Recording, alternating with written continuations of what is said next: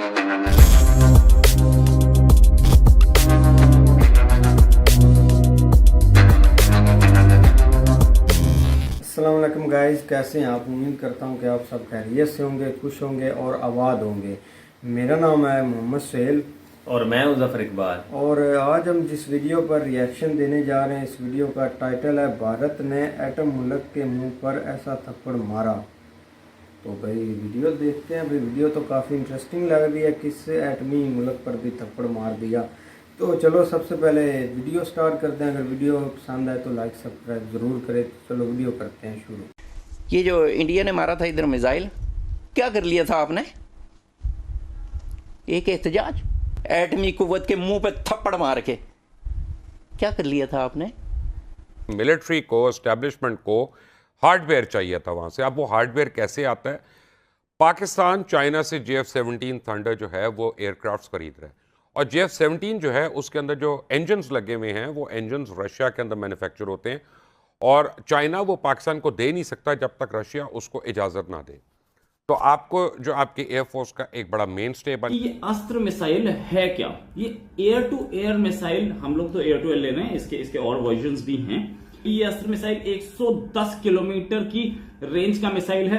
अपनी टेरिटरी से मारा जा सकता था वहां पे किसी भी प्लेन को, और वो प्लेन गिर जाता। पाकिस्तान और कलअदम TTP के दरमियान डायलॉग और जंगबंदी के बाद हुकूमत पाकिस्तान ने 30 कैदियों को रिहा किया है। हम चूँकि बहुत तरक्की कर गए हैं ना, ज़ाहिर है हमारी, हम तो एक्सपोर्ट करते हैं, कारें भी, टेक्नोलॉजी भी, तो कर्जे तो लेते नहीं हैं। मतलब भी कभी भूखे नंगों को भी किसी से ख़तरा हुआ है? कैसा फ्रडिया किस्म का जो है वो हमारे यहाँ ये प्रोपेगेंडा किया जाता रहा है। हेलो फ्रेंड्स, जय हिंद। हिंदुस्तान स्पेशल में आपका स्वागत है दोस्तों। जैसा कि दोस्तों आपने क्लिप में देखा, पाकिस्तानी मीडिया ये चर्चा कर रहा है कि भारत ने दिन दिहाड़े पाकिस्तान पर मिसाइल मार एटमी मुल्क के मुंह पर थप्पड़ मारा था। ये एटमी मुल्क पाकिस्तान के लिए बड़ी ही शर्म की बात थी। भारत ने दिन दिहाड़े मिसाइल मारी तो आपने भारत का क्या उखाड़ लिया? आप सिर्फ बातें कर सकते हैं और कुछ करना आपके बस में नहीं है। दूसरी तरफ पाकिस्तान के JF-17 बिल्कुल नाकारा हो चुके हैं, क्योंकि JF-17 के अंदर रशियन मेड इंजन्स लगते हैं, और चाइना रशिया की परमिशन के बिना पाकिस्तान को इन इंजन्स की सप्लाई नहीं कर सकता। पाकिस्तानी आर्मी के लिए एक बड़ा संकट पैदा हो गया है। पाकिस्तानी मीडिया पाकिस्तानी एयरफोर्स के लिए पैदा हुए इस संकट से काफी दुखी दिखाई दे रहा है। एक और डेवलपमेंट में भारत ने अब अस्त्र मिसाइल का प्रोडक्शन शुरू कर दिया है, जिस मिसाइल से भारत अपनी सीमा में ही रहकर पाकिस्तानी जहाजों को गिरा सकता है। So friends, let's start this very interesting video. Thank you so much. देखें, पाकिस्तान में एक ख़ास किस्म की ना फ़िज़ा बनाई गई। अमेरिका, इसराइल, भारत और सोवियत यूनियन के ख़िलाफ़, और इस तरह बनाई गई जिस तरह ये सारे के सारे बस हमारे ही ख़िलाफ़ हैं। हम चूँकि बहुत तरक्की कर गए हैं ना, ज़ाहिर है हमारी, हम तो एक्सपोर्ट करते हैं, कारें भी, टेक्नोलॉजी भी, तो कर्जे तो लेते नहीं हैं। मतलब भी कभी भूखे नंगों को भी किसी से ख़तरा हुआ है? कैसा फ्रडिया किस्म का जो है वो हमारे यहाँ ये प्रोपेगेंडा किया जाता रहा है। ये जो इंडिया ने मारा था इधर मिसाइल, क्या कर लिया था आपने? एक एहतजाज, एटमी कुव्वत के मुंह पे थप्पड़ मार के क्या कर लिया था आपने? यानी अपने आप को सबसे पहले, जब आप मुकाबले में खिलाड़ी उतरते हैं तो एक दूसरे को ज़रा तोलते हैं और ज़रा देखते हैं कि ये, बल्कि उसमें वेट भी होता है कि जी इतने वेट वाले का फ़लाँ के साथ लड़ाई है। और वो मुझे बड़ी अच्छी बात लगती थी जनरल परवेज़ मुशर्रफ की। वो कहता है कि यहाँ पाकिस्तान में आलमी उसके मामे बने हुए थे इशूज़ के। भाईजान पहले अपना घर संभालें। क्योंकि इमरान खान यू टर्न लेने के माहिर हैं, और उसका कोई ना कोई उनकी एक्सक्यूज़ जो है वो आड़े आ जाएगी वहाँ पे। अब हो क्या रहा है कि इमरान खान के दो किस्म के बयानिया आ गए हैं।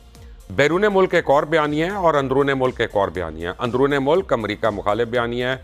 अंदरून मुल्क ये कहानी है कि रशिया से मैं तेल इंपोर्ट कर रहा था तो उस वजह से मुझे हटाया गया। अंदरून मुल्क तो हमें ये बताया जा रहा है। बैरून मुल्क वो कह रहे हैं कि रशिया से जो डील थी वो तो 7 साल पहले हुई थी, 8 साल पहले हुई थी, और जो पार्ट्स का था वो तो 2008 से हो रहा था। वो क्या रहा है, पहले मैं आपको इमरान खान का एक क्लिप सुनाता हूं जो फॉरेन टीवी को उन्होंने कल दिया। वो क्या था वॉच। मैं आपको दोबारा दिखाऊंगा बेसिकली वो क्या कह रहे हैं। दो बातें कह रहे हैं कि मिलिट्री को, एस्टेब्लिशमेंट को हार्डवेयर चाहिए था वहाँ से। अब वो हार्डवेयर कैसे आता है? पाकिस्तान चाइना से JF-17 थंडर जो है वो एयरक्राफ्ट्स खरीद रहा है, और JF-17 जो है उसके अंदर जो इंजन्स लगे हुए हैं वो इंजन्स रशिया के अंदर मैन्युफैक्चर होते हैं, और चाइना वो पाकिस्तान को दे नहीं सकता जब तक रशिया उसको इजाज़त ना दे। तो आपको जो आपके एयरफोर्स का एक बड़ा मेन स्टे बन गया JF-17 थंडर, जब आप उसके जहाज़ आप चाइना से ले रहे हैं तो उसमें रशियन इंजन्स हैं, तो ऑब्वियसली वो उस हार्डवेयर की बात करें या उस तरह की और चीज़ों की बात करें। दूसरा वो कह रहे हैं कि जो गैस हमने लेनी थी ये तो 6 साल से नेगोशिएट हो रहा है, 7 साल से नेगोशिएट हो रहा है, मेरे ऊपर ये इल्ज़ाम क्यों लगा रहे हो कि मैं रशिया फ्रेंडली हूँ? और सारे स्टेक होल्डर्स का ये क्रेडिट है कि वो उसमें साथ थे। क्या कहा उन्होंने? दोबारा सुने। आपने सुना कि इमरान खान ने कल कैसा यू टर्न लिया। भारत की इंडिजिनसली मेड अस्त्र मिसाइल, उसको लेने के लिए, उसको एयरफोर्स और नेवी को देने के लिए गवर्नमेंट ऑफ इंडिया ने 2,971 करोड़ का एक कॉन्ट्रैक्ट किया है। कॉन्ट्रैक्ट किया है वो जो कंपनी हैदराबाद की उसे बनाती है उसके साथ, उसका नाम है Bharat dynamics limited. Bharat dynamics limited वो उस कंपनी से कॉन्ट्रैक्ट किया है कि वो हमारी एयरफोर्स को और नेवी को अस्त्र मिसाइल देगी। अस्त्र मिसाइल बड़े अच्छे टाइम पे आ रही है। बियॉन्ड विजुअल रेंज मिसाइल है। बियॉन्ड विजुअल रेंज का मतलब कोई भी मिसाइल जो 37 किलोमीटर से दूर मारती है वो उसे बियॉन्ड विजुअल रेंज मिसाइल बोलते हैं। 37 किलोमीटर क्यों? 37 किलोमीटर मतलब 20 नॉटिकल माइल इसका टारगेट होता है। 20 नॉटिकल माइल विजुअल रेंज बोला जाता है। 20 नॉटिकल माइल से दूर कोई भी है उसे बियॉन्ड विजुअल रेंज बोला जाता है। अस्त्र मिसाइल है क्या? ये एयर टू एयर मिसाइल, हम लोग तो एयर टू एयर ले रहे हैं, इसके और वर्जन्स भी हैं। एयर टू एयर मिसाइल का हम लोगों को फायदा कहां होगा? हमें फायदा वहां होगा जहां पर हमारे पास बालाकोट स्ट्राइक के बाद हमारे विंग कमांडर अभिनंदन गए थे और जाकर के उन्होंने एक F-16 गिराया, और F-16 गिराने के टाइम पर उनका भी प्लेन गिरा और वो वहां पर प्रिजनर, उन्हें पकड़ लिया गया, बाद में वो छोड़ के भी आ गए, नो डाउट अबाउट इट। लेकिन अब ऐसे की जरूरत नहीं पड़ेगी। ये अस्त्र मिसाइल 110 किलोमीटर की रेंज का मिसाइल है। अपनी ही टेरिटरी से मारा जा सकता था वहां पे किसी भी प्लेन को और वो प्लेन गिर जाता। बड़ी ही काबिल मिसाइल है। इससे पहले हम रशिया की R-77, R-27ER और R-27ET मिसाइल यूज कर रहे थे इसी काम के लिए, लेकिन वो मिसाइल्स अस्त्र से एक तो इंफीरियर है, दूसरा रशिया यूक्रेन की वॉर चल रही है, उस वॉर की वजह से ये मिसाइल जो है वहां से हम लोगों के पास डिफेंस इक्विपमेंट, उसको खुद को जरूरत है अभी रशिया को, तो हमें प्रॉब्लम आ रही थी। ऐसी भी चीजें हैं कि जब जरूरत पड़े और उस समय ना आ पाए, तो इसलिए हम लोगों ने अस्त्र मिसाइल अपने पास रख लिए और अस्त्र मिसाइल को हमने इंडक्ट कर लिए। अभी खरीदने का ऑर्डर दिया है। करीब करीब 7 से 8 करोड़ के बीच में एक मिसाइल की कॉस्ट है, और हमारी ये जो मिसाइल है ये INS विक्रमादित्य पे भी डिप्लॉय की जाएगी। दैट मीन्स एयरफोर्स और नेवी, हम एयर से भी और नेवी से भी हम इसको कॉम्बैट कर सकते हैं। मतलब वहां के से प्लेन उड़ेंगे तो वो भी जाकर के मार सकते हैं। एयर टू एयर मिसाइल मतलब हमारा प्लेन चल रहा है और प्लेन से फायर होती है, हमारे फाइटर जेट से फायर होती है। इस मिसाइल का बहुत अच्छा यूज है। ये आगे जाने के, ये आगे मतलब अभी तो कोई पे लेगी, आगे हम तेजस और MiG-29 पे भी इंटीग्रेट कर देंगे इस मिसाइल को। ये मिसाइल जो है, जो ऑर्डर आया है अब तक का सबसे बड़ा ऑर्डर है और मेक इन इंडिया के लिए बहुत अच्छा इनिशिएटिव है। मेक इन इंडिया को बहुत बूस्ट मिलेगा इससे। हम लोगों का पहले से प्लान था कि हम मेक इन इंडिया को सपोर्ट करें। जी गाइस, तो जैसा कि आप वीडियो देख रहे थे तो वीडियो भी काफ़ी इंटरेस्टिंग ही थी। तो टॉपिक तो इसमें 3-4 थे लेकिन पुराने थे, क्योंकि ये जो मिसाइल वाला भी पुराना टॉपिक था और जो अब इंडिया ने कुछ मिसाइल का टेस्ट किया है, तो भाई बात तो ठीक है, क्योंकि हम एटमी मुल्क भी हैं और हमें एटमी एक ताकत भी रखते हैं, लेकिन एटम ताकत वाला ना तो हम कोई काम करते हैं और ना ही कोई ऐसी कोई हमने देखा कि ये काम करें।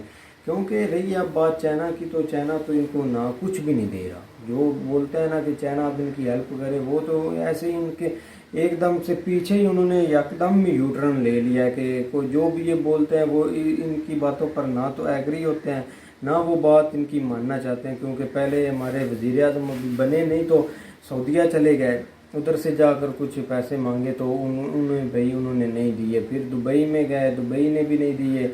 चाइना से भी ऑफ़र की, चाइना भी पीछे हट गया, हर मुल्क इनसे पीछे हट रहा है, जो कि एक अच्छी बात नहीं है। पहले तो इन पर ये डिपेंड होते थे। अब रही बात ये जो बोल रहे थे मज़ाइल मजूल की, ये तो अब पुराने टॉपिक है। अब हमारे वज़ीर आज़म भाई कहीं से भी नहीं हमें कर्जा मिला और कहीं से भीख नहीं मिली, तो वो अब तुर्की चले गए हैं, जो कि 50 बंदे गए हैं, आई थिंक 50 के 55 बंदे। आप इमेजिन करेंगे 50 और 55 बंदे जब एक जहाज़ से उतरेंगे तो वो तो बोलेंगे कि भाई ये क्या हो रहा है ये।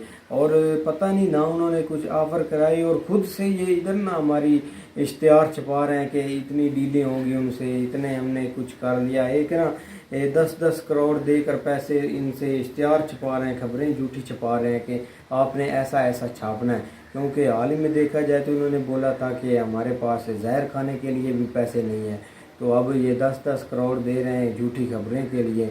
ना इधर उन्होंने सरमायाकारी करनी है तुर्की की कंपनियों ने, ना कुछ, ऐसे ही जाकर उधर बोल दिया कि हमारे वो खुद ग्रे लिस्ट में पड़े हुए हैं। हाँ, वो खुद ग्रे लिस्ट में पड़े हैं, इधर ऐसे ही पता नहीं क्या शो मिट कर रहे हैं। और मज़े की बात कि हमारे वज़ीर आज़म साहब को कोई ऑफ़र नहीं करता कि आप विज़िट करें। वो पता नहीं उनको तुर्की जाने का शुरू से ही शौक़ था, हाल ही में वो बोल चुके थे। तो अब भाई उसके पास पावर है, तो बस तो वही 55-60 बंदा लेकर हमने साथ पूरा जहाज़ उधर जा उतरा है 3 दिन के लिए। और वो भी बेचारे अब हैं तो तांगी, फिर क्या करें, मजबूरी है, कुछ ना कुछ तो करना ही पड़ता है। लेकिन जो हालात देखा जाए तो हालात भाई बहुत बुरे चल रहे हैं पाकिस्तान के, अल्लाह खैर ही करे। क्योंकि अब इमरान खान तो एकदम से ना चुप ही हो गया कि पता नहीं उसको कौन सा सांप सूंघ गया। पहले उसने 6 दिन का टाइम दिया था, अब 6 दिन भी गुजर गए और कोई उसने ऐसा कोई अल्लाह वल्लाह नहीं किया। ऐसे लेकिन उसने आई थिंक रात को कुछ बयान आया था कि नेक्स्ट जो रैली है वो निकलेगी लॉन्ग मार्च। नहीं, वो उसने असल वो रैली जो है ना वो अदालत के हुक्म के साथ ही मशरूत कर दी है, क्योंकि पहले भी उन्होंने जो है ना वो बहुत ज़्यादा जिस तरह कह लें कि जुल्म किए हैं। 3 बंदे जो है ना उनकी डेथ हुई थी, शिलिंग करते रहे और लोगों को मारते पीटते रहे, गाड़ियाँ तोड़ते रहे। तो इस लिहाज से उन्होंने जो है ना वो पहले सुप्रीम कोर्ट से रिजू किया कि आप हमें जो है ना वो खुद इजाज़त दें और ये जो गिरफ्तारियाँ या बाकी ये चीज़ें ये करते रहें, इसके ऊपर जो है ना वो आर्डर इशू करें। तो उस लिहाज से जो है ना अभी वो रुके हुए। देखो कल को फैसला थोड़ा बहुत आया था, बाकी जो है ना वो अब दोबारा देखो कब जो है ना वो अनाउंसमेंट होती है।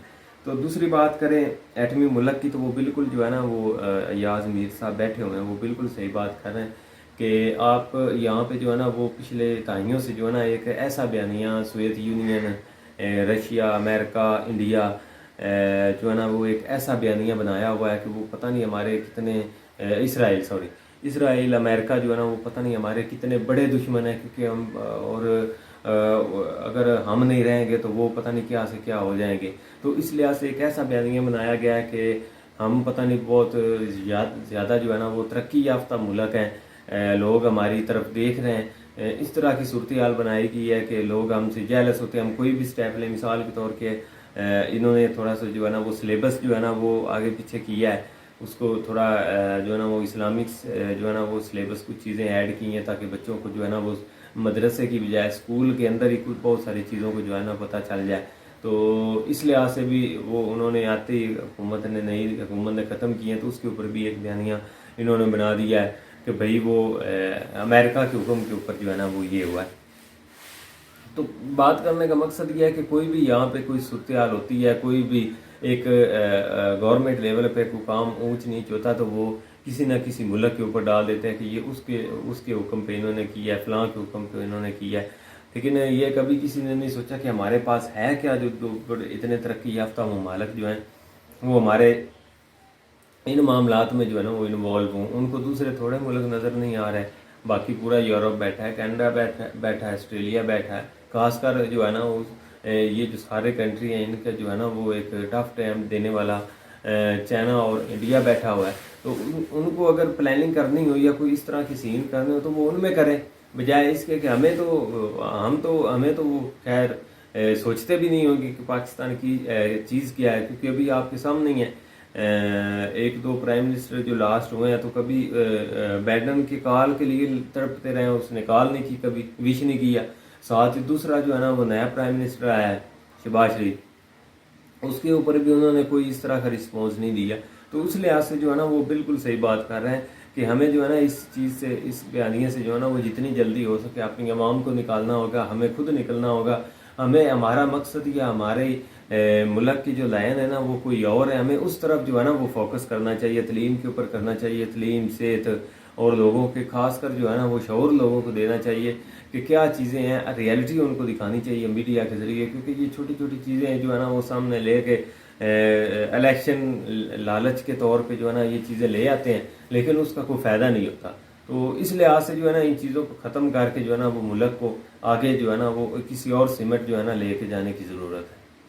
हाँ भाई, तो क्योंकि ये अब बोलते हैं कि वो हमारा दुश्मन है, वो हमारी अगेंस्ट कर रहा है, हमें धोखा दे रहा है, वो ऐसे कर रहे हैं, यहूदी साजिश कर रहे हैं। ये एक बड़ा इधर मौजू बना हुआ है कि उसने साजिश कर दी, इंडिया ने साजिश कर दी, क्योंकि भाई हम खुद ही इतनी पावर है, इतनी हमारे अंदर है, इतनी एक पावर है कि हम कुछ कर ही नहीं सकते एक दूसरे पर इल्ज़ाम लगाने की बजाय।